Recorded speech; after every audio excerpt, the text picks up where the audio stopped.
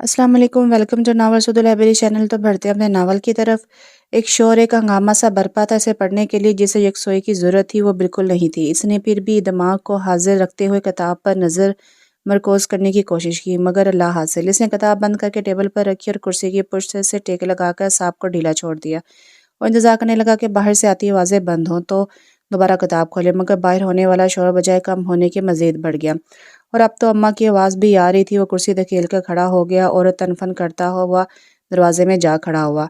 अम्मा अम्मा देखे ना, इसने मुझसे कहा मैं तुम्हारे लिए टॉफ़ी लाया हूँ, हाथ फैलाओ। और मैंने जब हाथ फैलाया तो उसने ना मेरे हाथ में छिपकली रख दी। जरताज के चेहरे पर हवाइयाँ उड़ी थी और वो काम भी रही थी, जबकि हारिस, सोबिया और रिदा पेट पकड़े बेतहाशा हंस रहे थे। गुज़िश्ता 10 मिनट से होने वाला हंगामा इसी वजह से था। जरताज की हौलनाक चीखों ने अज़म के दिमाग की चूल्हे तक हिला डाली थी। अम्मा ने आस्तीन से नाक और आंखें पोंछती जरताज को सीने से लगा लिया। हारिस के बच्चे, खुदा तुझे समझे, देख तो बच्ची का दिल कैसा धड़ धड़ कर रहा है। माँ ये देखो, ये छिपकली है भी नहीं। हारिस ने दुम पकड़कर छिपकली अम्मा के आगे लड़ाई तो अम्मा बेचारी भी दहलकर पीछे हो गई। बच्चे दोबारा कह के लगाने लगे, कैसी गली चीज को पकड़ रखा है, छी गंद, जाओ फेंको इसे और जाकर अच्छी तरह हाथ धो दो। माँ नकली है रबड़ की, हारिस शरारत से आंखें घुमाते हुए बोला। हज़म दांत पीसते हुए वापस कमरे में चला आया। ये एक दिन की बात नहीं थी, यहाँ तो रोज़ का मामूल था जब से ये मुसीबत की पोट अज़म के ख्याल के मुताबिक इस घर में आई थी। घर में जो सुकून था वो भी धर्म भरम हो गया था। पहले ही बच्चों की तादाद क्या कम थी, आधा दर्जन बच्चे थे जो घर को हम वक्त मैदान जंग बनाए रखते थे। ज़रा जो सुकून हो घर में, छोटा सा घर और 8 अफराद का कुंबा। फिर अम्मा बहन के फौत होने के बाद जरताज को भी उठा कर ले आई। जब वो अम्मा के साथ आई तो 10-11 साल की थी। अव्वल दर्जे की अहमक और बुज़दिल लड़की, सांवला रंग और मरगला वसा वजूद। इसके आने पर सबसे ज़्यादा एतराज़ अज़म को ही हुआ था। वह इंतहा दर्जे का पढ़ाकू बच्चा था। शुक्र है कि ऐनक नहीं लगी थी। और जिस ज़माने में जरदाज इनके घर आई वो 9वीं में था। शुरू से ही इसका रुझान मेडिकल की तरफ था। वो हार्ट सर्जन बनना चाहता था और इसके लिए बहुत ज़्यादा मेहनत की ज़रूरत थी। घर में कुल 3 तो कमरे थे, जिसमें से एक तो बैठक के तौर पर इस्तेमाल होता, बाकी के दोनों कमरों में हर वक्त बच्चों का आना जाना लगा रहता, बल्कि पूरे घर को ही छोटे बहन भाई उखाड़ उखाड़ा बनाए रखते। अज़म तो पढ़ने के लिए कोने खुदरे ही ढूंढता रह जाता और फिर सितम ये कि अम्मा जरताज को ले आई। इसके आने पर अज़म तो बाकायदा वावेला मचाया था, क्यों लेकर आई हैं आप इसे, इसके चचा वगैरह ले जाते। अम्मा ने हैरान होकर से देखा, ये बच्चे तुझे क्या तकलीफ है, इतना छोटा सा घर है, इतनी कम आमदनी है अब्बा कि हम लोगों को ही पूरा नहीं पड़ता, आप एक और मुसीबत को उठा कर ले आई। इसने मुंह बनाते हुए कहा, घर छोटा है तो क्या हुआ, दिल बड़ा होना चाहिए। और बिटिया वो जो कुछ खाएगी अपने नसीब का खाएगी, तेरे हिस्से से नहीं खाएगी। मगर अम्मा, खबरदार जो आगे एक लफ्ज़ भी कहा तो जाकर अपनी किताबों को चाट। अजीब माँ थी। बच्चे का इस दर्जे किताबों पर तवज्जो देना भी इन्हें नहीं भाता था। और ये बात कुछ यूं सही भी थी कि वो घर का बड़ा बेटा था, थोड़े बहुत बाहर के काम निपटा सकता था। मगर तौबा करो, जहाँ अम्मा ने कहा, जा ज़रा बाजार से सब्जी ला दे, जो अब मिलता मैं पढ़ रहा हूँ अम्मा, हारिस से मंगवा लें। ये बिल जमा करवा दो, मैं पढ़ रहा हूँ। दही ला दो, मैं पढ़ रहा हूँ। सोडा लाना है, मैं पढ़ रहा हूँ। छोटी बहन को बुला दो, मैं पढ़ रहा हूँ। और फिर अम्मा खुद ही सर पर बुरका डालकर गली गली सौदा लाने के लिए डोलती रहती। हर छोटे से छोटे काम के लिए इन्हें खुद ही बाजार के चक्कर लगाने पड़ते। इसे चाहिए था अच्छा खाना, अच्छा पहना और पढ़ने के लिए पुरसकून माहौल। अव्वल दिनों में दोनों ख्वाहिशें तो किसी न किसी तौर रो पीट कर पूरी हो जाती थी, मगर तीसरी ख्वाहिश के लिए वो बस दिल महसूस करके रह जाता, या फिर इम्तिहानों के दिनों में अपने दोस्तों के घर का रुख करता, जिसके घर काफ़ी बड़े थे। वो जिस माहौल में रहता था, इससे हमेशा कबीदार खातिर नजर आता। अब्बा का दुकान पर बैठना इसे एक आंख ना भाता। काश कि मेरा बाप भी कोई बड़ा बिजनेसमैन होता या फिर किसी मल्टीनेशनल कंपनी में मुलाजिम होता, कितनी इज्जत होती सब लोगों के सामने। वो हसरत से सोचता। इससे एक ही लगन थी कि ये बिल्कुल, बल्कि जुनून था कि वह पढ़ लिख कर बड़ा आदमी बने और माशरे में एक बुलंद मुकाम हासिल करे। और फिर लोग इसे रशीद परचून वाले का बेटा कहने की बजाय डॉक्टर अज़मुल हक के नाम से पुकारे। सो वो ये मुकाम हासिल करने के लिए तन मन धन से जटा हुआ था। ज़हीन भी बहुत था, इसलिए हमेशा इम्तियाजी नंबरों से पास होता था। बाकी दूसरे बच्चे तो पढ़ाई में बस नॉर्मल ही थे। जरताज भी इन्हीं बच्चों जैसी थी। इसे इस घर में आए हुए साल होने को आया था, मगर अज़म ने इसे अभी तक घर का फ़र्द तस्लीम नहीं किया था। बाकी की दोनों बहनें और भाई इसे अपनी बहन ही समझते थे, बल्कि हारिस की तो इसके साथ गाड़ी जमती थी। حارث اس کا خیال بھی خوب رکھتا اور نوک جھونک بھی خوب کرتا اور ستاتا بھی بے پناہ تھا۔ وہ جتنی ڈرپوک تھی حارث اسے اتنا ہی ڈراتا، کبھی چھپکلی سے، کبھی کاکروچ سے، اور کبھی طرح طرح کے ماس لگا کر اس کے ہاتھ سے چیزیں چھین جھپٹ کر وہ کھا جاتا۔ زرتاج روتی چلاتی رہ جاتی اور وہ ساری کی ساری چیزیں ہڑپ کر جاتا۔ روز شام کو برآمدے میں میلہ سا لگ جاتا اور پورے جوش و خروش سے ایک ہنگامہ برپا رہتا، جب تک اعظم باہر نکل کر انہیں سب کے دو دو جھاپڑ سیدھا کرتا ہنگامہ سرد نہ ہوتا۔ حارث تو کھسک جاتا، زرتاج اور چھوٹوں کی شامت آ جاتی۔ دو چار دفعہ تو اس نے زرتاج کو بھی تھپڑ جڑ دیے تھے اور ایسا کر کے اسے حد درجہ سکون ملتا تھا۔ اس دن وہ پرچہ دے کر آیا تھا، حالانکہ سب کچھ یاد تھا، اچھی خاصی محنت بھی کی تھی، مگر پھر بھی کوئی کمی سی رہ گئی تھی۔ جو پرچہ اس کی توقع کے مطابق نہیں ہوا، وہ چڑا سا ہو رہا تھا۔ اپنے آپ سے الجھتے ہوئے وہ گھر آیا اور گھر کے اندر قدم رکھتے ہی زرتاج بی بی سے سامنا ہو گیا۔ حارث نے زرتاج کی گڑیا توڑ دی تھی اور وہ منہ بسور کر رو رہی تھی۔ 11 سال کی لڑکی، کچھ تو عقل ہونی چاہیے، یہ کیا ہر وقت یا تو گلا پھاڑ کے روتے ہوئے ملے گی یا پھر چیخ چیخ کر بے سر و بے تکے گانے گاتے ہوئے۔ ایک تو گرمی، پھر پرچہ خراب ہونے کا غم، اور پھر ناپسندیدہ ترین ہستی کا شور و غل۔ وہ تپ گیا۔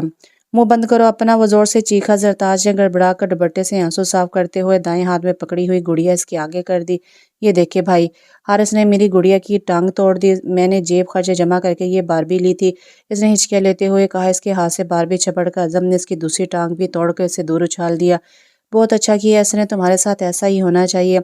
زرتاج کو تو گویا دم ہی نکل گیا، وہ رونا چاہتی تھی مگر اعظم کے ڈر کی وجہ سے رو نہیں سکتی تھی، اس لیے منہ اور آنکھیں پھاڑے اسے دیکھتی ہی رہ گئی تھی۔ یہ کوئی تمہاری گڑیا کھیلنے کی عمر ہے؟ مفت کی روٹیاں توڑتی رہتی ہو، اماں کے ساتھ کام کیا کرو۔ خالص سوتیلی ماں والا جملہ بول کر وہ اپنے کمرے کی طرف بڑھ گیا۔ حارث جو بھائی کو دیکھتے ہی چھپ گیا تھا، اس کی گڑیا اٹھائے پھر موجود ہوا۔ اسے دیکھتے ہوئے جیسے ہی زرتاج نے منہ کھولنا چاہا، حارث نے اس کے منہ پر ہاتھ رکھ دیا۔ خبردار رونا نہیں بھائی، ابھی تمہارا گلا دبا دیں گے۔ اور سوری یار، میں نے تو مذاق کیا تھا، یہ بھائی تو بالکل جلاد ہے، میں تمہیں کل ہی نئی باربی لا دوں گا۔ اس کی بیچاری سی شکل دیکھ کر حارث کو رحم آ گیا تھا۔ زرتاج نے صوبیہ اور ردا کے اسکول میں ایڈمیشن لے لیا تھا۔ صوبیہ اور ردا تیسری کلاس میں تھی جبکہ اس نے 5ویں میں ایڈمیشن لیا تھا۔ وہ داخل تو ہو گئی تھی مگر اسے پڑھائی میں کوئی انٹرسٹ نہیں تھا۔ پتہ نہیں کس طرح رو پیٹ کر 5 کلاسیں پاس کی تھی۔ ہر وقت بھاگ دوڑ کرنا، پڑوسیوں کے درخت سے امرود توڑ کر کھانا، صوبیہ اور ردا کے ساتھ بے ہنگم کہکے لگانا، موتی قسم کے فضول کھیل کھیلنا یا پھر لمبی تان کر سو جانا، یہ تھے اس کے پسندیدہ مشاغل۔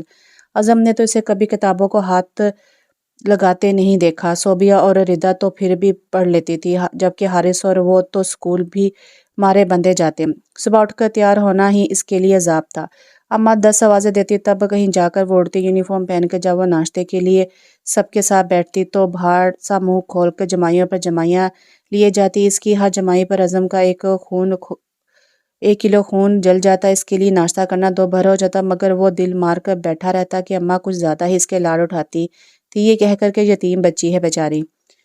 خدا خدا کر کے اعظم کے پیپرز ختم ہوئے۔ پورے گھر میں جو ایک تناؤ کی سی کیفیت آ رہی تھی وہ ختم تو نہ ہوئی مگر اس میں کچھ کمی ضرور واقع ہو گئی تھی۔ آئیں بھائی کرکٹ کھیلتے ہیں۔ اعظم کا موڈ کچھ خوشگوار دیکھ کر حارث نے پیشکش کی۔ وہ بھی فارغ ہی تھا، چنانچہ تیار ہو گیا۔ برآمدے میں وکٹیں وغیرہ سب تیار تھی۔ صوبیہ، ردا اور زرتاج اپنی اپنی پوزیشن سنبھالے کھڑی تھی۔ بچوں کا دل رکھنے کے لیے وہ کھیلنے تو آ گیا تھا مگر زرتاج کو دیکھ کر اس کا منہ کڑوا ہو گیا اور سب باتوں میں خواہ وہ صفر ہوں مگر کرکٹ بہت اچھی کھیلتی تھی۔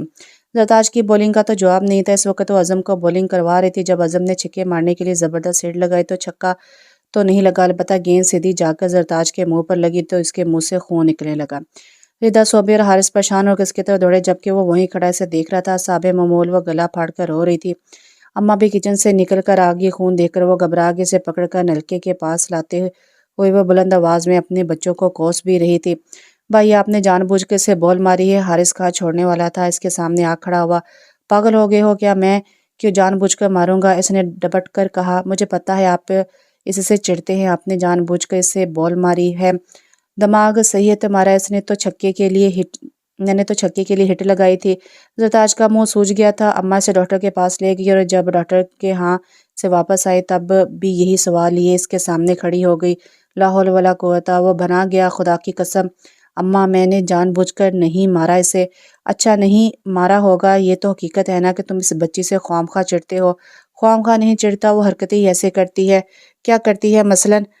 ہر وقت اچھل کود، رونا چلانا، اونچی آواز میں گانا گانا، یہ عمر ہے اس کی ایسی حرکتوں کی؟ बूढ़ी नहीं है जो संजीदगी का चोला पहन ले। 11-12 साल की तो है। रिदा और शोबे भी तो हैं, इससे छोटी हैं, वो तो नहीं करती इतनी हजड़बाजी। इसने एक और नुक्ता उठाया, करती हैं वो भी, क्यों नहीं करती, बस तुम्हें नज़र नहीं आता, इसलिए कि तुम सिर्फ इससे खार खाते हो, हर वक्त इसके मुतालिक मनफी अंदाज में सोचते रहते हो, इसकी हर बात को नोट करते हो। बेचारी की माँ नहीं है, बाप ने दूसरी शादी कर ली है, कैसे इसे सौतेली माँ के रहमो करम पर छोड़ दूं। 2 वक्त का खाना खाती है, तुम्हारा तो कुछ नहीं खाती। उम्र के साथ साथ अकल भी आ ही जाएगी। अम्मा ने समझाया, मगर अज़म को तो जैसे पुख्ता यकीन था कि इसे अकल कभी नहीं आएगी। इंटर में अज़म के 85% नंबर आए थे और वो टेस्ट में भी कामयाब हो गया था, सो इसने मेडिकल कॉलेज ज्वाइन कर लिया। सब ही लोग खुश थे, खुद इसकी अपनी खुशी का तो कोई ठिकाना ही ना था। अब इसे अपना रोशन मुस्तकबिल नज़र आ रहा था। इसके अज़ाइम और हौसले में मज़ीद इजाफा हो गया था। इन दिनों में वो अपनी ज़ात में मगन और बहुत मुतमिन नज़र आता था। रमज़ान शुरू होने वाले थे। अम्मा बच्चों के लिए रमज़ान से 5-6 दिन पहले ही ईद की खरीदारी कर लिया करती थी। हाँ, चूड़ियाँ, चप्पल और दूसरी छोटी मोटी चीज़ें रमज़ान के आखिरी दिनों में बच्चों को साथ ले जाकर दिलाती। तीनों बच्चियों के लिए वो 2-2 जोड़े कपड़े लाई और ये 6 अदद जोड़े अम्मा ने अज़म की नज़रों के सामने ज़रताज के आगे रख दिए थे कि पहले वो अपने लिए कपड़े पसंद कर ले। रिदा और सोबिया भी वहीं मौजूद थी और बड़े इश्तियाक के साथ कपड़े देख रही थी। ज़रताज ने बड़े मज़े से ऑरेंज और पैरेट ग्रीन कलर के सूट उठा लिए। सब जोड़ों में वही दोनों जोड़े सबसे ज़्यादा खूबसूरत थे। दोनों बच्चियाँ हसरत से इसके हाथ में पकड़े जोड़े देख रही थी और वो अतराते हुए उठी और एक भरपूर मुस्कुराहट जलते भुनते अज़म की तरफ उछाली। ये अज़म की बर्दाश्त की हद थी, वो भग से उठा था। अम्मा, ये क्या नाइंसाफ़ी हद करती हैं आप भी। लोग अपनी औलाद को आगे रखते हैं और आप अपनी बच्चियों को डिग्रेड करके इस नाशुक्री लड़की को आगे कर रही हैं। इन कपड़ों पर पहला हक मेरी बहनों का है। पहले मेरी बहनें कपड़े पसंद करेंगी, फिर इसको कपड़े मिलेंगे। ज़रताज के हाथ से कपड़े झपट कर इसने माँ के आगे फेंक दिए और बकता झुकता कमरे से निकल गया। माँ इस अंदाज पर हक्का बक्का सी बैठी थी, जबकि ज़रताज के खाली हाथ वहीं हवा में महलिक रह गए। अम्मा उठकर इसके करीब आई। दिल छोटा ना कर ज़री, ये कपड़े तेरे ही हैं। रिदा और सोबिया को तो अपने अपने जोड़े बहुत पसंद आए हैं। अज़म तो बेवकूफ़ है। हाँ हाँ बाजी, हमें अपने कपड़े बहुत पसंद आए। वो बच्चियाँ भी साबर शाकिर बच्चियाँ थी। खाला जी, मैंने तो सिर्फ भाई को चढ़ाने के लिए दोनों जोड़े उठाए थे, वरना आप मुझे जो जोड़ा देंगी मैं वो ले लूँगी। ये पैरेट ग्रीन सूट तो सोबे पर बहुत अच्छा लगेगा, ऑरेंज रिदा पर सूट करेगा। सुबह को सारे बच्चे स्कूल सधारे अब्बा दुकान पर चले गए। घर में अम्मा और अज़म ही थे। अज़म की क्लासेस अभी शुरू नहीं हुई थी। अम्मा इसके लिए पराठा और ऑमलेट बनाकर लाई और वो बरामदे में तख्त पर बैठा अखबार पढ़ रहा था। अम्मा ने नाश्ते की ट्रे इसके आगे रखी और खुद भी इसके सामने बैठ गई। अज़म ने अखबार पर से निगाह हटाकर इन्हें देखा। वो जैसे कुछ कहना चाह रही थी। क्या बात है अम्मा, कुछ कहना है क्या? नवाला तोड़ते हुए इसने पूछा। क्या कहूँ बच्चे, कुछ तुझसे कुछ कहना पत्थर से सर टकराने के मुतरादिफ है। तुझ पर मेरी बातों का कुछ असर ही नहीं होता। अम्मा ने एक ठंडी आह भरी। क्यों अम्मा, ऐसी क्या बात हो गई? रात तूने कितनी बुरी हरकत की है, किस तरह बच्ची का दिल दुखाया है, एहसास है तुझे? मैंने दिल दुखाया है? बच्ची का हाथ में पकड़ा नवाला इसने प्लेट में फेंक दिया। ब्रेड का हाथ में पकड़ा नवाला से प्लेट में फेंक दिया। इस बच्ची को नहीं देखती कैसी हरकतें करती है, कितनी ज़्यादा खुदगर्ज है, किस तरह अपना हक समझ कर कपड़े उठा लिए, ज़रा मरवत और लिहाज ना किया और आप हम सब के हक तलफी करती हैं। हर अच्छी चीज़ पहले इसकी आगे आती है, फिर हमें मिलती है। सालन सबसे पहले आप इसके लिए निकाल कर रख देती हैं, फ्रूट इसके लिए अलग निकाल कर रखा जाता है कि हम इसके टुकड़ों पर पड़ रहे हैं। लगता है हम सब आपके सुतेले हैं और वो आपकी सगी है। उल्टी गंगा बह रही है यहाँ तो। वो तो पूरा जला बैठा था। क्या फ़ायदा तेरे इतना पढ़ने का? क्या यही सब पढ़ाया जाता है तुझे? क्या तुझे नहीं पता कि एक यतीम के क्या हकूक़ होते हैं? आप सल्लल्लाहु अलैहि वसल्लम ने फरमाया कि क़यामत के दिन यतीम के सर पर हाथ रखने वाला और मैं इस तरह होंगे जैसे कि शहादत की और दरमियान वाली उंगली। तो तू क्या समझता है कि मुझे नहीं पता अपनी औलाद के हकूक़? मगर अज़म, मैं यतीम के मामले में अपने अल्लाह से डरती हूँ, कभी भी इसके दिल जारी ना हो जाए। जिस बच्ची की माँ नहीं, बाप इसके लिए जीते जी मर गया, पूछता तक नहीं, वो बच्ची यतीम ही हुई। मैं अगर इसके साथ मेहरबानी का सलूक करूँगी तो अल्लाह इसके सिले में मेरे बच्चों को फल देगा, इनके लिए साने पैदा करेगा, इनके मर्तबे बुलंद करेगा। तुझे क्या पता कि जब मैं इसकी शक्ल देखती हूँ तो मुझे अपनी छोटी बहन कितना याद आती है, जो जवानी में फ़ौत होगी और कितनी मुफलिसी में इसने ज़िंदगी बसर की। अपनी बहन की तरह मैं इसकी बेटी को तरसते नहीं देख सकती। मेरा दिल चाहता है दुनिया की सारी खुशियाँ इसके आगे ढेर कर दूँ और इसे कांटा भी ना चुभने ना दूँ। अम्मा की आंखें झिलमिला गईं। بالآخر اس نے سرتاج سے چڑھنا چھوڑ دیا، اس کا سامنا بھی کم سے کم کرنے لگا۔ ویسے بھی اب اس کے پاس فرصت کے لمحات ہی کم ہوتے تھے۔ 8ویں کلاس میں سرتاج کے نمبر دیگر پرچوں میں تو اچھے خاصے آئے تھے، البتہ انگلش میں بہت کم نمبر تھے، فیل ہوتے ہوتے رہ گئی تھی اور اس بات کا اسے بہت رنج تھا۔ حالانکہ اعظم کے خیال میں وہ چاہتی تو بہت اچھے طریقے سے پڑھائی کر سکتی تھی، کیونکہ اس کے پاس فرصت ہی فرصت تھی۔ گھر کے چھوٹے موٹے کام ردا اور صوبے کر دیتی تھی، جبکہ کھانا اماں پکاتی تھی، کپڑے کی دھلائی وغیرہ بھی وہی کرتی تھی۔ بظاہر تو اعظم کو یہی نظر آتا تھا کہ وہ فارغ ہوتی ہے، مگر حقیقت میں سرتاج اسکول سے آ کر اماں کا اچھا خاصا ہاتھ بٹا دیتی تھی۔ ابا آتے تو بھاگ بھاگ ان کے کام کرتی، انہیں چائے دیتی، نہانے کے لیے پانی گرم کر دیتی، کھانا ان کے آگے رکھتی، رات کو ان کی ٹانگیں دباتی، مگر اعظم کے سامنے وہ جان بوجھ کر خود سے اٹھ کر پانی بھی نہ پیتی۔ اعظم کو اسی بات کا غصہ تھا۔ کم نمبر آنے پر اماں نے اسے ملحوظہ دیکھا تو ان کے دماغ میں یہ بات ہے کہ اگر اعظم اسے 1 گھنٹہ پڑھا دے تو کتنا اچھا، اور جب انہوں نے اعظم سے یہ بات کہی تو اس نے صاف انکار کر دیا۔ میرے پاس ٹائم نہیں ہے، میری پڑھائی خود اتنی ٹف ہے بیٹا، صرف 1 گھنٹے کی تو بات ہے۔ قطع نہیں ماں، اول تو میرے پاس وقت نہیں، دوسرا سرتاج جیسی بے ڈھنگی لڑکی کو تو میں قطع نہیں پڑھا سکتا۔ اس نے قطع لہجے میں کہا، کیا پھر میں اسے ٹیوشن پڑھنے کے لیے دوسرے گھر بھیجوں؟ مجھے نہیں پتا۔ اس نے کندھے کچائے۔ اماں کو اس کے لاپرواہ انداز پر ایک دم سے غصہ آ گیا۔ کیوں نہیں پتا؟ کیا تم اس گھر کے فرد نہیں ہو؟ چھوٹے بہن بھائیوں کو پڑھانا تمہارا فرض ہے۔ کیا فائدہ تمہاری پڑھائی کا جو چھوٹے بہن بھائیوں کے کام نہ آ سکے؟ بس کہہ دیا میں نے، شام 7 سے 8 تک حارث اور سرتاج کو ٹیوشن دینی ہے، چاہے تو چھت پر ہی لے لینا۔ اماں کا نادر شاہی حکم جاری ہوا اور عزم بنا کر رہ گیا۔ بہرحال حکم تو ماننا ہی تھا۔ دوسرے دن شام 7 بجے سرتاج کے ساتھ حارث بھی اوپر اس کے کمرے میں موجود تھا۔ سیڑھیاں وغیرہ ڈال کر اماں نے حارث اور اس کے لیے اوپر کمرہ بنوا دیا تھا، جہاں وہ دونوں سوتے تو تھے ہی، اعظم وہاں بیٹھ کر پڑھ بھی لیا کرتا تھا۔ اعظم واش روم سے باہر آئے تو دیکھا تو وہ دونوں نہایت تمیز کے ساتھ کارپیٹ پر اپنی کتابیں لیے بیٹھے تھے۔ وہ ماں ہی کیا جو اپنی بات نہ منوائے۔ دل ہی دل میں وہ ان سے لڑتے ہوئے ان کے آگے بیٹھ گیا۔ کاپی دو مجھے اپنی انگلش کی۔ لٹھ مارنے والے انداز سرتاج نے فٹافٹ کاپی سے پکڑا دی۔ جوں وہ صفحات پلٹتا جا رہا تھا اس کا خون کھولتا جا رہا تھا۔ اپنی گندی رائٹنگ، لگتا تھا دوسری جماعت کی بچی ہو، اور گرامر اور سپیلنگ کی غلطیاں۔ حارث کا بھی یہی حال تھا۔ تم لوگ اسکول کیا جھاڑو لگانے جاتے ہو؟ اس نے جل کر پوچھا۔ کیوں بھائی؟ حارث میں منع، یہ تمہاری کاپی ہے، جیسے اچھی تو KG کے بچوں کی کاپی ہوتی ہے، خواہ مخواہ ہی اتنی بھی گندی نہیں چل رہی۔ حارث بڑبڑایا، تمیز سے بیٹھو، یہ الٹی سیدھی بکواس نہیں چلے گی، سنجیدگی سے پڑھنا ہے تو پڑھو ورنہ چلتے پھرو۔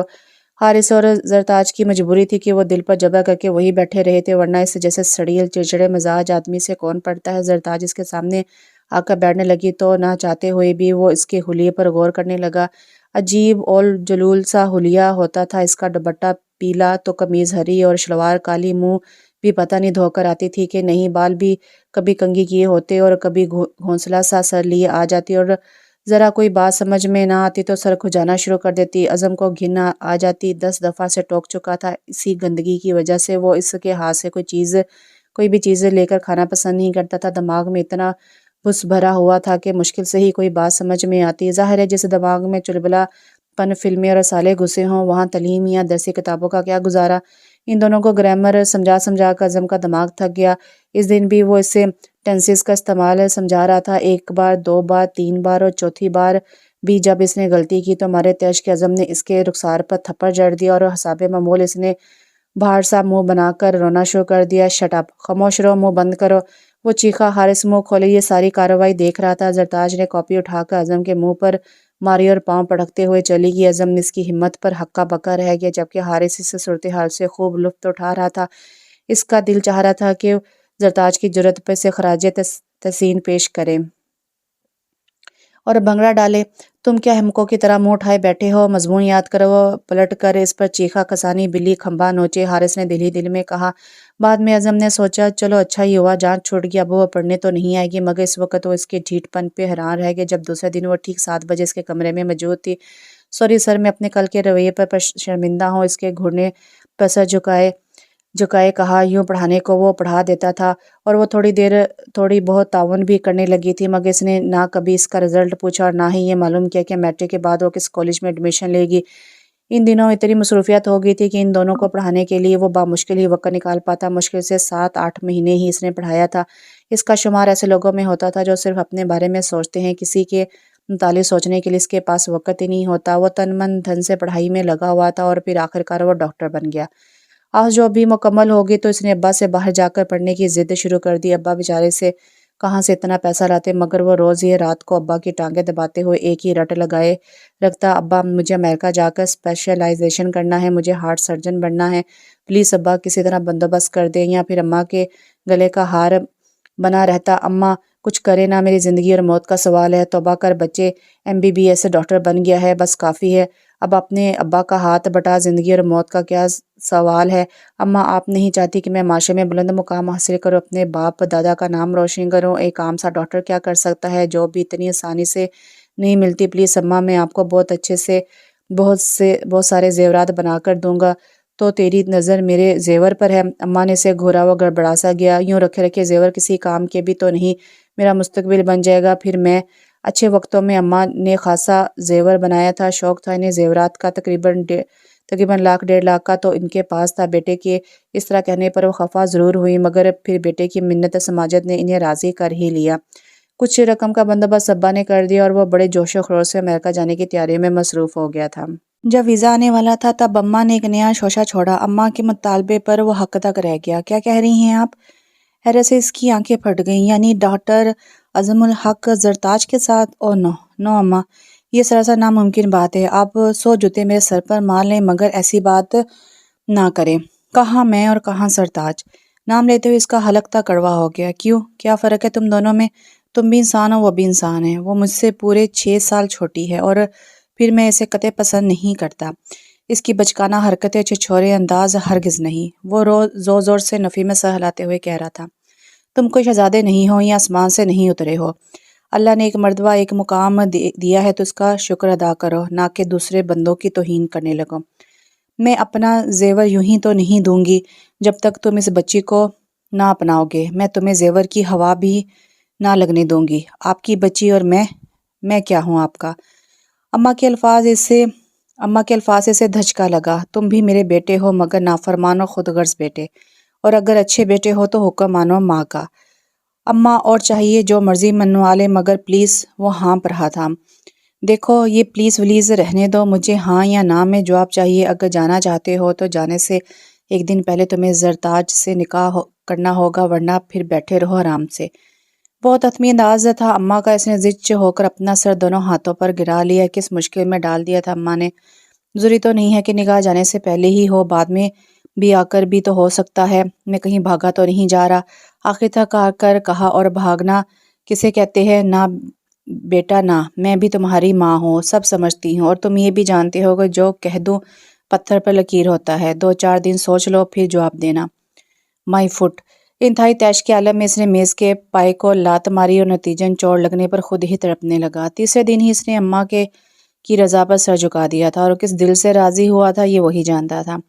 جتنی بار اس نے زرتاج کے حوالے سے کوئی اچھا تصور لانا چاہا، اس کے سامنے اس کا اول جلول حلیہ ہی آیا۔ بری طرح سرخ جاتی ہوئی، ہاتھ میں روٹی اور روٹی پر اچار رکھ کر انگارے لے لے کر کھاتی ہوئی، گندے کپڑوں اور بکھرے ہوئے سر کے ساتھ بھاگ دوڑ مچاتی ہوئی، بھلا وہ اس قابل تھی کہ ڈاکٹر عظم الحق کی شریک سفر بنے؟ ناممکن۔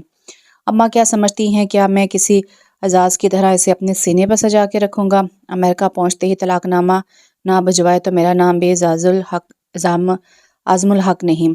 زرتاج فی الحال منظر سے غائب ہو چکی تھی، اسے نظر نہیں آتی تھی، ورنہ اس سے لڑ جھگڑ کر اپنے دل کا بوجھ ہلکا کر لیتا۔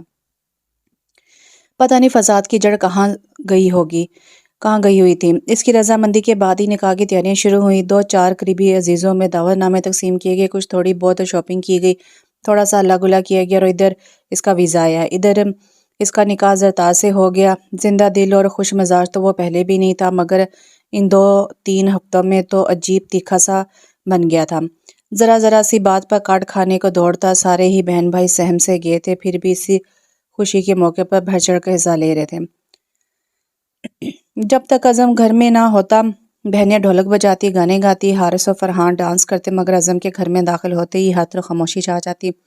چند عزیزوں کی موجودگی میں نکاح ہوا، دونوں کو برابر میں بٹھایا گیا۔ عظم نے اماں کے کہنے پر نئے کپڑے بھی پہنے تھے، مگر منہ اس کا غبارے کی طرح پھولا ہوا تھا۔ زرتاج کو بری طرح دلہن بنایا گیا تھا۔ عظم اپنی گھٹن پر ہی قابو نہ کر پا رہا تھا۔ اسے کیا دیکھتا کہ وہ کیسی لگ رہی تھی۔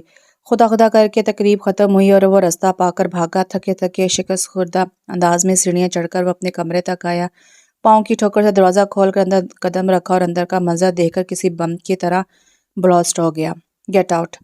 گراتے ہوئے وہ انگلیاں چٹاتی گھبراتی شرماتی زرتاج کے سر پر جا پہنچا۔ تم یہاں کیسے آئی؟ تمہاری جرت کیسے ہوئی؟ نکلو، دفع ہو جاؤ یہاں سے، خبردار جو میرے کمرے میں قدم رکھا۔ وہ کف اڑا رہا تھا، بس نہیں چل رہا تھا کہ اسے قتل کر دے۔ اس کے سجے سجائے سندر روپ پر اس کی نظر ہی نہ گئی۔ احساس شکست نے اسے توڑ پھوڑ کر رکھ دیا تھا۔ اسے ہاتھ سے پکڑ کر کھینچتے ہوئے دروازے تک لایا اور باہر کی طرف دھکیل کر زور سے دروازہ بند کر دیا۔ اس درجہ ذلت اور توہین پر زرتاج کے اندر آہوں اور چیخوں کا طوفان سا اٹھ کھڑا ہوا۔ اس نے منہ پر ہاتھ جما کر اپنی چیخوں کو بامشکل دبایا۔ صحن میں لگے ہوئے نلکے سے کتنی دیر تک منہ دھوتی رہی، مگر آنسو تھے کہ تھمنے کا نام ہی نہیں لے رہے تھے۔ یہ سب حارث اور ردا کی کارستانی تھی۔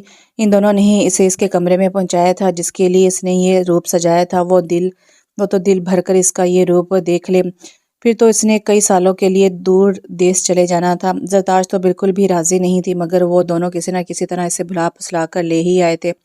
اس کی تو پہلے ہی سیٹی گم تھی، اور وہ ظالم سنگ دل انسان جس کے سینے میں دل نہیں پتھر تھا، تولیے سے منہ خشک کرنے کے بعد وہ بوجھل قدموں کے ساتھ نیچے اتر آئی تھی، جہاں حارث، ردا اور صوبیہ ڈھیروں سوالات نو کے زبان پر رکھے بیٹھے تھے، مگر اس کی سوجی ہوئی آنکھیں اور اترا ہوا چہرہ دیکھ کر وہ چپ کے چپ رہ گئے۔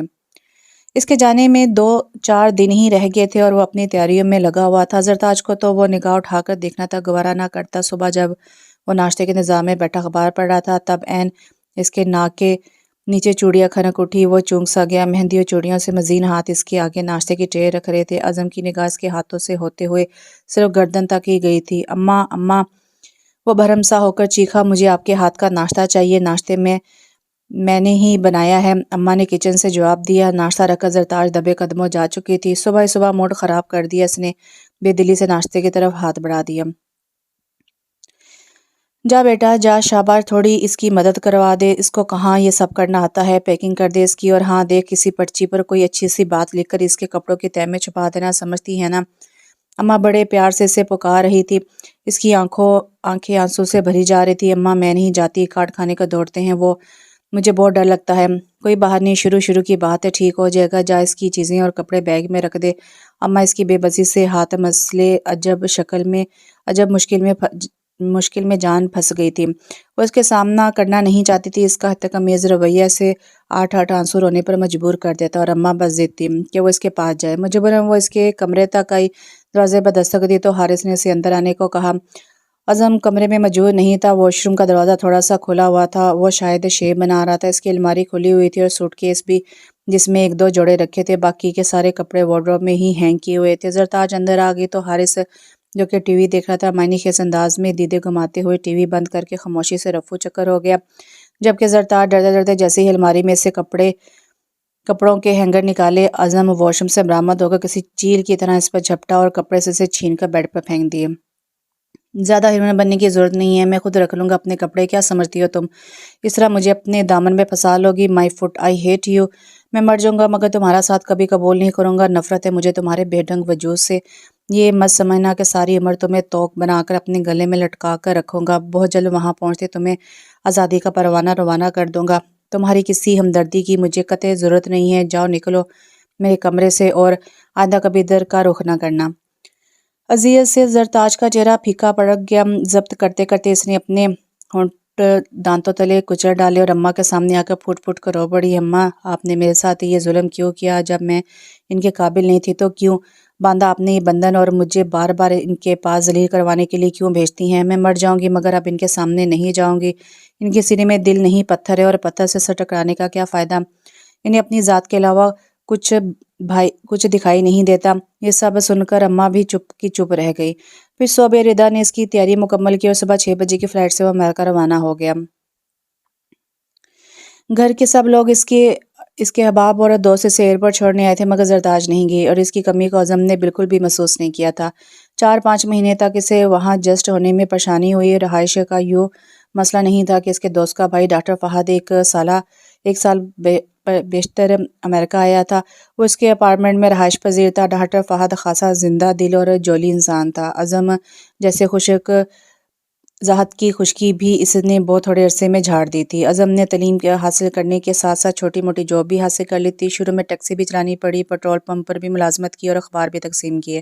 وہ صرف 4 گھنٹے جاب کرتا تھا، باقی اس کے پاس صرف پڑھائی کے لیے وقت ہوتا تھا۔ 5ویں مہینے میں اسے ایک اسٹور میں ملازمت مل گئی۔ زیادہ دوستیاں کرنے کی نہ اس سے پہلے عادت تھی اور نہ ہی اب اس نے کسی کو دوست بنایا تھا۔ صنف نازک سے بھی اس سے کوئی خاص انٹرسٹ نہیں تھا، بس پڑھنا اور پڑھنا، یہی تھا اس کا نصب العین۔ باقی ڈاکٹر فہد اس کا خاص طور پر خیال رکھتا تھا، اس کی ہر وقت اخلاقی اور مالی مدد کے لیے تیار رہتا اور اس کی پڑھائی میں اس کی مدد کرتا۔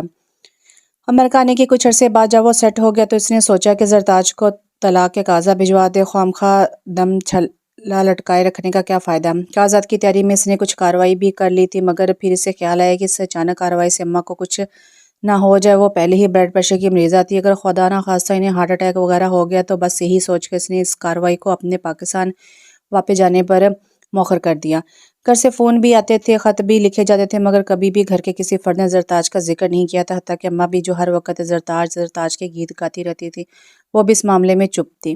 اعظم کا تو اس سے رتی برابر بھی انٹرسٹ نہیں تھا، اس نے کبھی جاننے کی کوشش بھی نہ کی۔ ہاں، باقی گھر کے ہر فرد کی خیریت معلوم کرتا، ردا، صوبیہ، حارث، فرحان، اماں ابا سب سے فردم گفتگو کرتا، ان کے معاملات پوچھتا، انہیں مزید آگے بڑھنے کی نصیحت کرتا۔ اسے امریکہ آئے ہوئے دوسرا سال تھا۔ اس عرصے میں حارث BSSC کر چکا تھا، ردا اور صوبیہ انٹر میں تھی اور فرحان میٹرک کا اسٹوڈنٹ تھا۔ ابا بیمار ہو گئے تھے، دکان پر زیادہ دیر بیٹھ نہیں سکتے تھے، اس لیے حارث کو مجبور کرتے تھے کہ وہ دکان پر بیٹھے، جبکہ حارث ملازمت کرنا چاہتا تھا جو اس سے مل نہیں رہی تھی۔ کئی بار اس نے اعظم سے فرمائش کی تھی کہ وہ اسے امریکہ بلوا لے، مگر اعظم ہر بار ہنس کر ٹال دیتا۔ اس نے پہلے ایک بڑی رقم جمع کر کے ابا کو بھیجی، جس میں اماں کے زیورات کے پیسے بھی تھے، اور پھر وہ ہر ماہ تھوڑی بہت بچت کر کے پاکستان بھیجنے لگا۔ یوں راوی چین ہی چین لکھتا گیا۔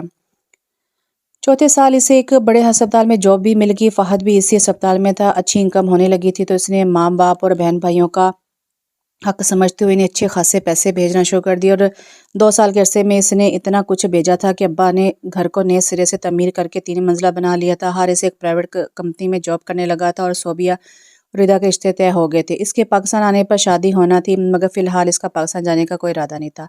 اماں ہمیشہ اسے واپس آنے کا کہتی اور وہ صرف ہوں ہاں کر کے رہ جاتا، اور اماں دکھی ہو جاتی۔ پتہ نہیں تیرے ماں باپ کب تک زندہ رہیں، کیا تو انہیں اپنی شکل بھی نہیں دکھائے گا؟ آؤں گا اماں، جلد آؤں گا۔ اسے طویل عرصے میں ڈاکٹر فہد سے اس کی اچھی خاصی انڈرسٹینڈنگ ہو گئی تھی۔ جب وہ دونوں فرصت کے لمحات میں مل بیٹھتے تو فہد اپنی خوش مزاجی کے باعث کئی ایسی باتیں کر جاتا جس پر اعظم جیسا خشک اور رکھا بندہ بھی کہکا لگانے پر مجبور ہو جاتا۔ ویسے بھی اب جب کہ وہ اپنے مقاصد میں کامیاب ہو چکا تھا تو اس کی ذات پر جو سنجیدگی کا خول چڑھا ہوا تھا وہ چٹکنا شروع ہو گیا تھا۔ اب دنیا اور دنیا کے رنگینوں کو محسوس کرنے اس کی اس پورے طور پر تو نہیں، مگر کچھ بیدار ہو چکی تھی۔ اس کی جاب کو تیسرا سال تھا اور وہ ہارٹ سرجن بن چکا تھا۔ جب ایک دن فہد نے اسے کہا تھا، یار کیا واپس اپنے دیس نہیں جانا؟ جانا ہے، کیوں نہیں جانا، مگر کب؟ یار کیا ایسا نہیں لگتا کہ ہم پیسے کمانے کی مشین بن گئے ہوں، اپنے گھر والوں سے عزیزوں سے دور بیگار کاٹ رہے ہوں، اور پھر ہم میں اتنا ٹیلنٹ ہے، اپنے شعبے میں مخلص ہیں، تو پھر کیوں ہم یہ کارکردگی اور خلوص سے دوسرے لوگوں پر ضائع کر رہے ہیں کہ ہمارے ٹیلنٹ کی، ہمارے علاج کی ضرورت ہمارے ملک کو، ہمارے لوگوں کو نہیں؟ بڑا ظلم ہے یار یہ تو۔ کل میں سوچ رہا تھا کہ ہم پیدا پاکستان میں ہوئے، ہماری پرورش پاکستان میں ہوئی، ہمیں نام اور مرتبہ پاکستان نے دیا، اور ہم فائدہ غیر ملکیوں کو پہنچا رہے ہیں۔ ہمارے اپنے لوگ علاج سے محروم ہیں، وہاں تو پہلے ہی ڈاکٹرز کی کمی ہے۔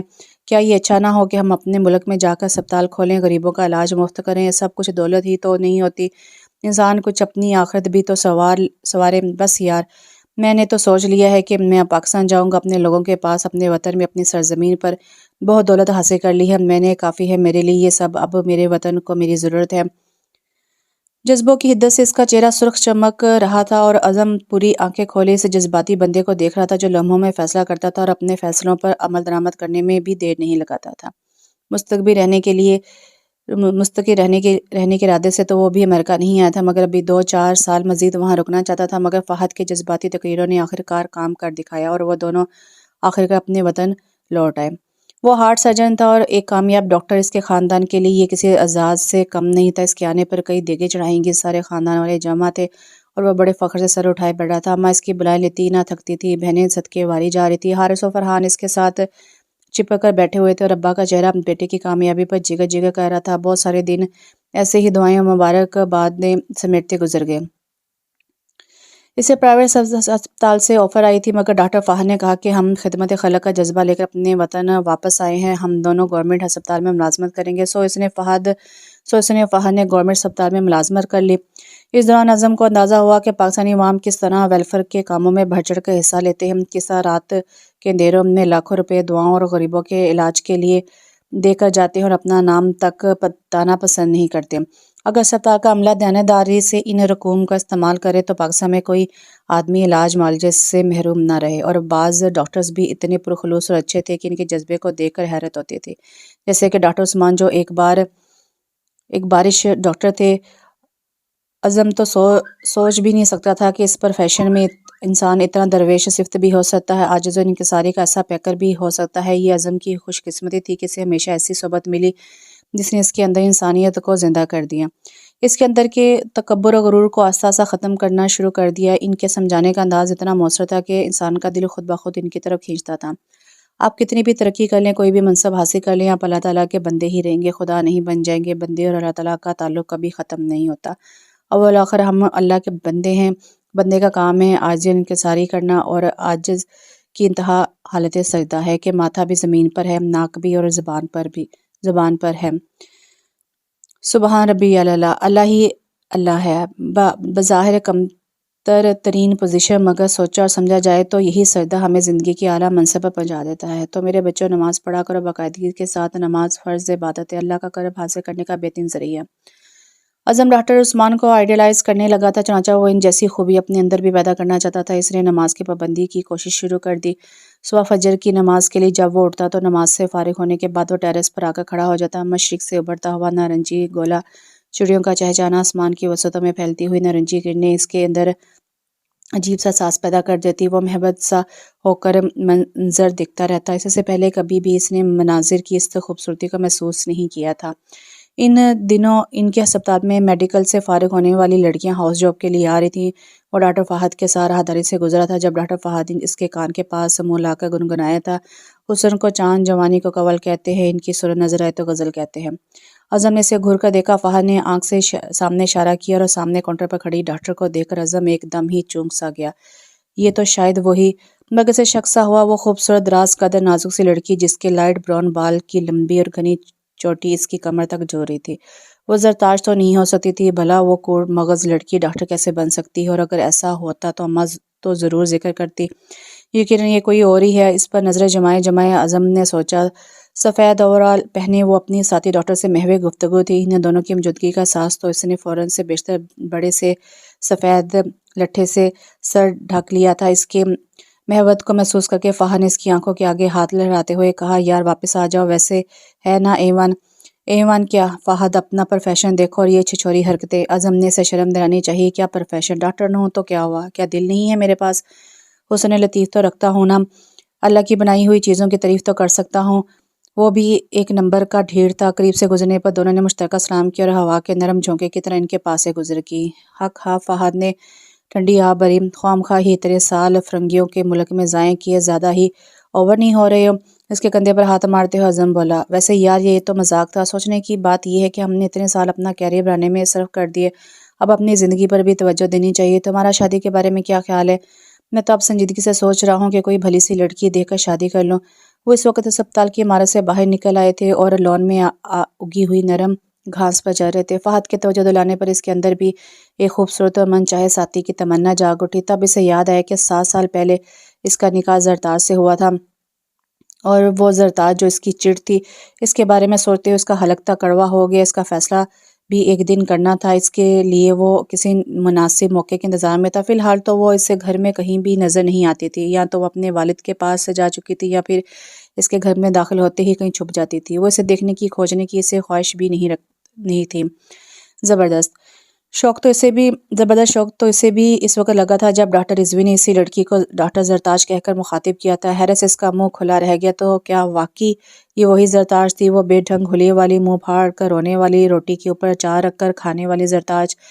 ڈاکٹر زرتاج آج اس کے سامنے ڈاکٹر زرتاج کی شکل میں، اجلے شفاف سفید لباس میں، اور اس کے ہاتھ انتہائی نفاست سے ترشے ہوئے ناخن، سفید مومی ہاتھ جو اس کی فائل پر دھرے تھے، اور اس کا گھونسلہ سا سر، اب اجلی شفاف مانگ گھٹنوں تک پہنچتی، لائٹ براؤن بالوں کی چوٹی اور ذہانت سے چمکتی ہوئی روشن آنکھیں، کتنی ہی دیر تک وہ یقین و بے یقینی کی کیفیت میں رہا تھا، اور پھر سب سے بڑی بات زرتاج کا رویہ، وہ بالکل انجان بنی ہوئی تھی، شناسائی کی کوئی ہلکی سی رمق بھی اس کی آنکھوں میں نہیں تھی۔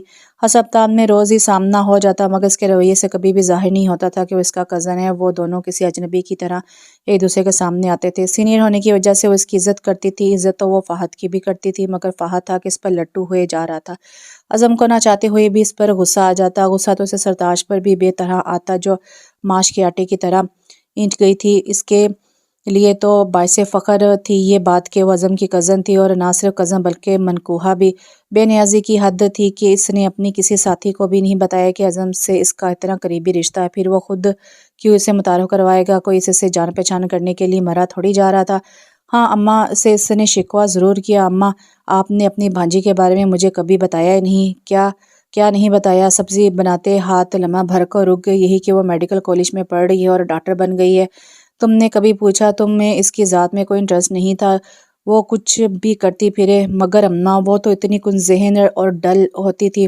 نہ بچے، وہ کن ذہن نہیں تھی، بچپن سے ہی بہت ذہین تھی، بس توجہ نہیں دیتی تھی۔ پھر تیرے الفاظ، تیرا رویہ اس کے لیے چیلنج بن گیا۔ تو یہی تو نہیں تھا جب اس نے فرسٹ ایئر میں بہت اچھے نمبر لیے تھے اور تجھے خبر نہ ہوئی تو پوچھتا نہ کہ میں اس کا سب سے زیادہ خیال کیوں رکھتی ہوں؟ تو بیٹا، ہر اچھے عمل کا صلہ ایک دن سامنے ضرور آتا ہے۔ میں تم لوگوں کی بہتری کے لیے اسے اولویت دیتی تھی۔ مجھے پتا تھا میرا رب میری نیکی کا صلہ میری اولاد کو ضرور دے گا، اور دیکھ لو تم لوگ کیسا پھل پھول رہے ہو بیٹا۔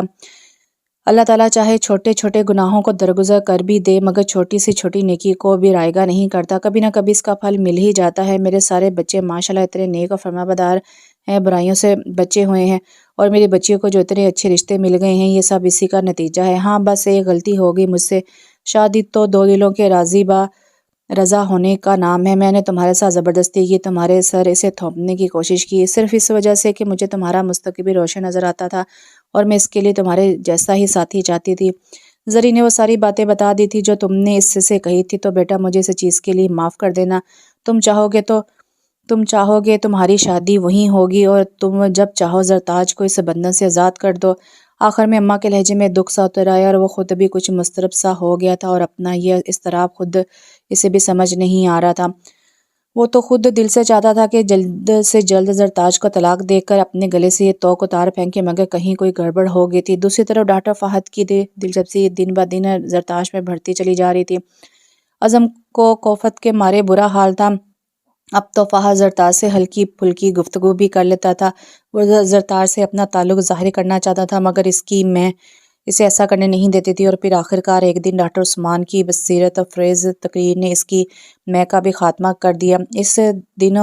ان دنوں ایک خاتون بائی پاس کے لیے اسپتال میں ایڈمٹ تھی۔ آپریشن کے بعد بھی وہ خاتون ہوش میں نہیں آئی تھی، خاصی تشویشناک صورتحال تھی۔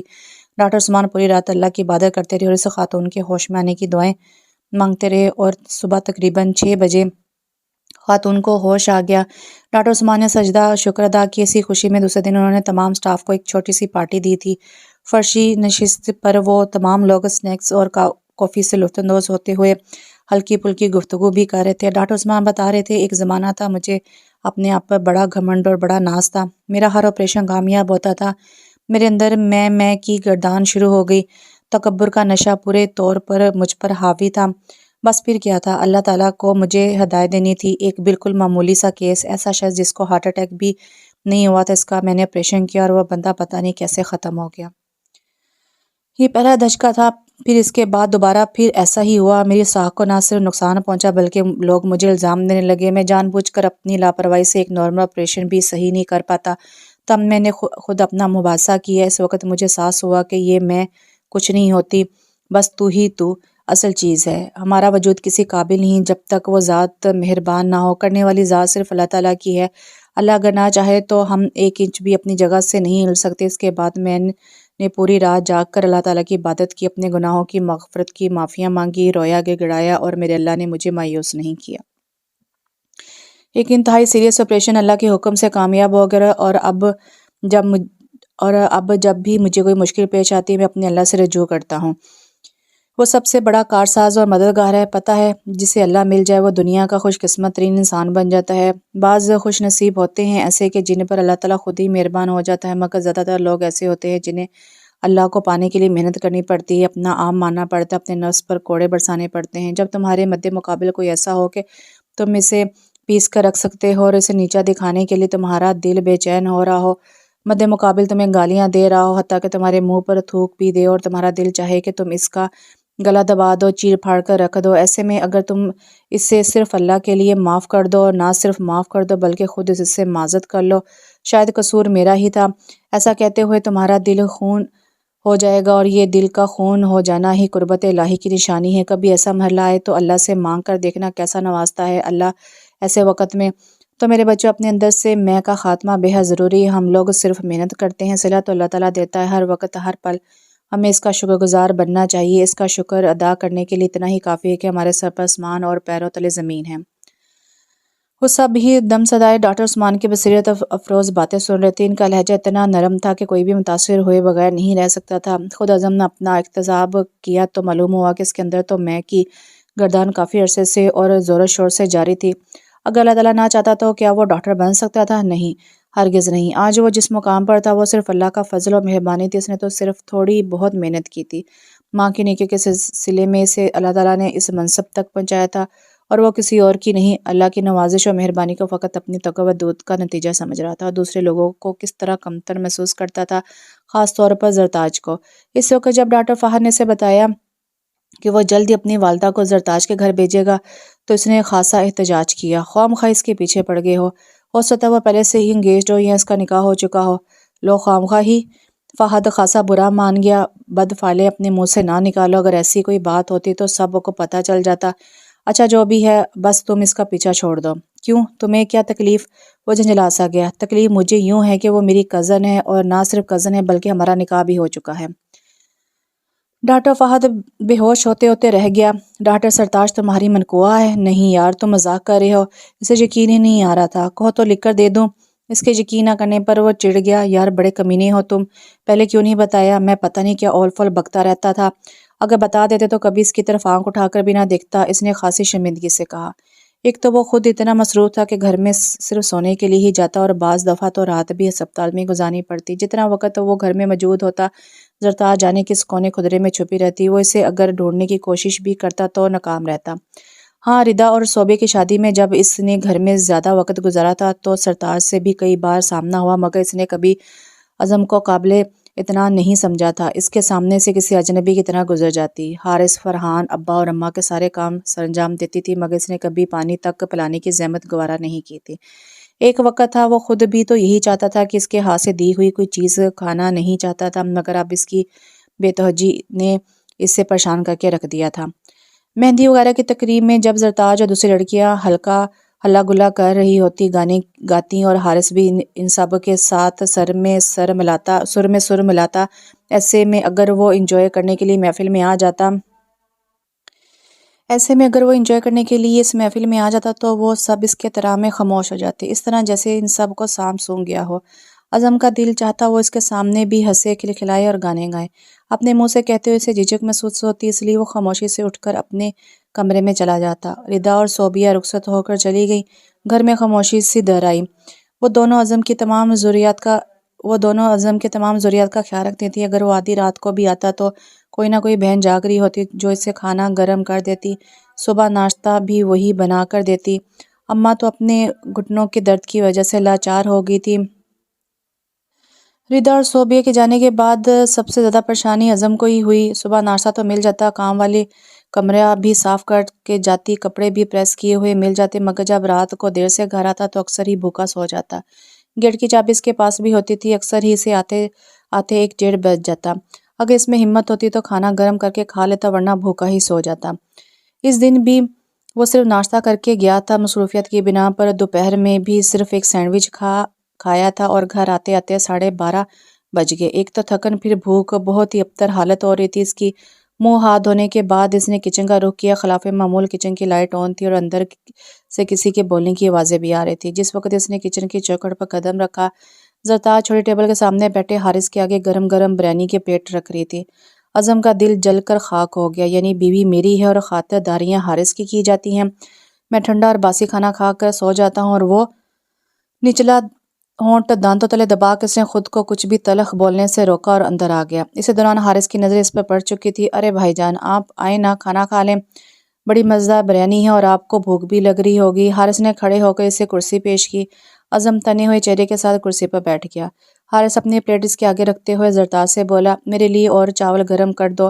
اس نے چپ چاپ برنر جلایا اور کھانا گرم کرنے لگی۔ عزم کو بھوک اتنی شدید لگ رہی تھی کہ اس نے فوراً ہی کھانا شروع کر دیا، جبکہ زرتاج اسی خاموشی سے حارث کے آگے کھانا رکھ کر کچن سے باہر چلے گی۔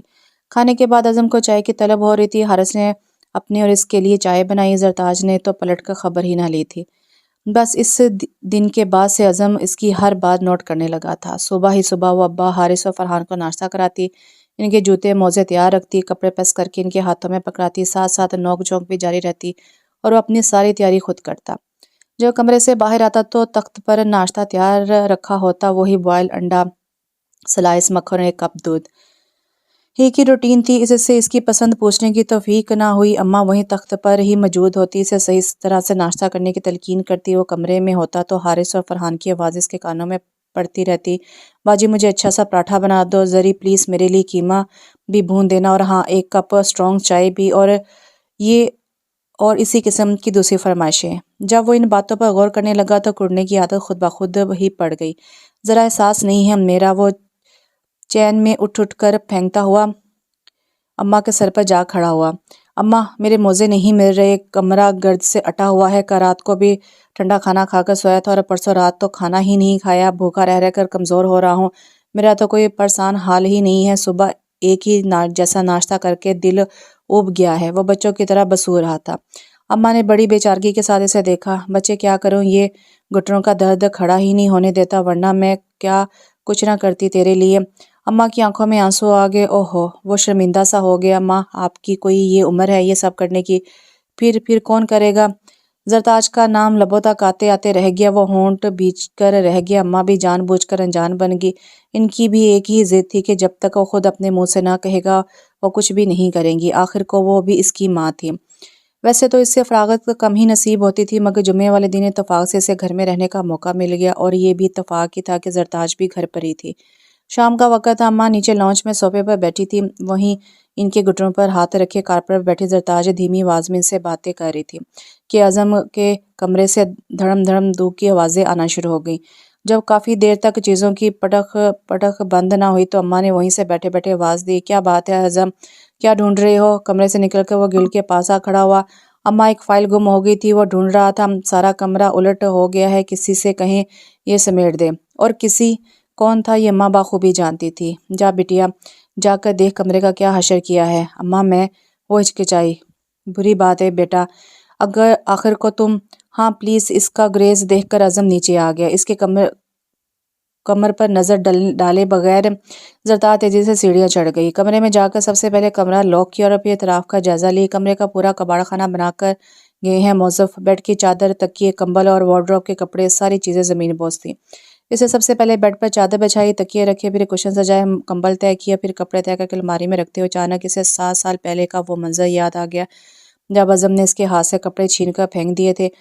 عزم کے اس دن کے رویے نے اسے کتنا تڑپایا تھا، کتنے ہی دنوں تک وہ روتی رہی تھی اور اس نے عہد کیا تھا کہ وہ عزم کے پاس کبھی نہیں جائے گی، مگر اس دل کا کیا کرتی جس پر پہرے بٹھاتے بٹھاتے وہ آدموئی ہو گئی تھی۔ دوسری طرف چند منٹوں بعد ہی عزم اوپر آ گیا، دروازہ دھکیل کر اندر آنا چاہا تو لوک نے اس کا منہ چڑھایا، بری طرح سے جل کر رہ گیا۔ زور سے 2-4 ہاتھ دروازے پر مارے، زرتاج اچھل کر رہ گئی، اسے دروازہ کھولنا ہی پڑا۔ دروازے کو دھکا دے کر وہ اندر داخل ہوا۔ زرتاج نے کترا کر باہر نکلنے کے لیے قدم بڑھائے۔ عزم کا پارا ایک دم ہائی ہو گیا، اسے بازو سے دبوچ کر اندر کھینچا اور بیڈ پر پٹک دیا۔ زرتاج گھائل ہو گئی، اس کے ریشمی بال جو ہلکے سے جوڑے کی شکل میں تھے کھل کر بیڈ پر پھیل گئے، آسمانی چادر پر سونا سا بکھر گیا۔ عزم مدہوش ہو گیا، وہ کونیوں کے سہارے سے اوپر ہو کر خوفزدہ نظروں سے عزم کو دیکھنے لگی۔ کیوں دور بھاگتی ہو مجھ سے، اتنا کیوں کتراتی ہو؟ میں کوئی غیر نہیں، تمہارا شوہر ہوں۔ بیڈ پر دونوں ہاتھ اس کے طرف رکھ کر جھکتے ہوئے خمار لہجے میں کہا گیا۔ اس کی شرٹ سے اٹھتی خوشبو زرتاج کے بھی ہوش چھینے لے جا رہی تھی، مگر اس نے بہت جلد خود پر قابو پا لیا، اسے دونوں ہاتھوں سے پیچھے دھکیلتے ہوئے اٹھ کر بیٹھ گئی۔ کس نے کہا کہ آپ میرے شوہر ہیں؟ ساری دنیا کہتی ہے۔ وہ اس کے بالوں کی لٹ کو انگلیوں پر لپیٹتے ہوئے اطمینان سے بولا، دنیا کے کہنے سے کیا ہوتا ہے، آپ نے تو اس رشتے کو تسلیم نہیں کیا تھا، آپ نے تو امریکہ پہنچتے ہی طلاق بھی جوانا تھی، کیا ہوئیں وہ ساری باتیں، وہ ذلت، وہ توہین، لمحہ بھر میں وہ سارے منظر زرتاج کی آنکھوں کے سامنے آ گئے تو اس کا دل بھر آیا۔ آپ تو کہتے تھے آپ مر جائیں گے، میرا ساتھ قبول نہ کریں گے، عزم نادم سا ہو گئے، ان سب باتوں کو بھول جا زرتاج۔ زرتاج نے پہلی بار اس کے منہ سے اپنا نام سنا تھا، آج سے پہلے اپنا نام اسے کبھی اتنا اچھا نہیں لگا تھا۔ اس کے لہجے کی خلاوت اور چاہت نے اسے ایک نیا حسن عطا کیا تھا۔ زرتاج کے سارے گلے شکوے جاتے رہے، مگر کمزور سا احتجاج تو کرنا ہی تھا۔ کیوں بھول جاؤں ان باتوں کو، وہ باتیں تو میرے دل پر نقش ہیں۔ میری بات سنو، اس وقت میرا دماغ خراب تھا، مجھے اپنے آپ پر بہت ناز تھا، میں خود کو بڑی چیز سمجھتا تھا، اور اب کیا ہوا؟ اب یہ کہ میں بھی اللہ کا بندہ ہوں، تم بھی اللہ کی بندی، حساب برابر، نہ کوئی بڑا نہ چھوٹا۔ اس نے ہلکے پھلکے انداز میں کہہ کر پھر اس کے بال کھینچے، اور انہیں تمام باتوں کے لیے جن سے تمہارے دل کو رنج ہوا، اس کے لیے سوری۔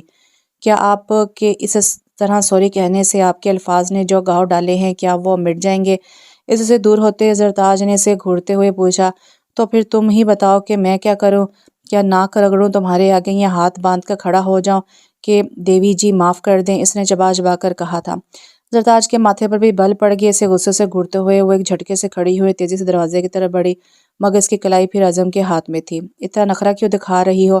ابھی اماں سے جا کر کہتا ہوں کہ کل ہی رخصتی کروا دیں، تو پھر تو جائیں نا، کہے اماں سے مجھ پر کیا رعب ڈال رہے ہیں۔ ایک جھٹکے سے ہاتھ چھڑا کر وہ کمرے سے نکل بھاگی۔ وہ بھی باہر نکل آیا۔ زرتاج آخری سیڑھی پر کھڑی اپنی بے ترتیب دھڑکنوں کو قابو کرنے کی کوشش کر رہی تھی۔ ایک بھرپور مسکراہٹ کے ساتھ عزم نے وکٹری نشانہ بنایا اور زرتاج نے سرخ ہو کر سر کھجانا شروع کر دیا۔ عزم زور سے ہنس پڑا۔ فطرت کبھی نہیں بدل سکتی، مگر اب اس کا اپنا ذہن تبدیل ہو چکا تھا، اس لیے اسے گھن نہیں آتی تھی، بلکہ اسے یہ حرکت بھی محبوب کی ایک ادا ہی لگی تھی۔ یہاں پہ ناول ختم ہوا۔ ناول کا نام تھا ایک ادا تھی یہ، اور اس کی رائٹر ہے ممتاز کنول۔ کیسا لگا کمنٹس میں بتائیے گا۔ اللہ حافظ۔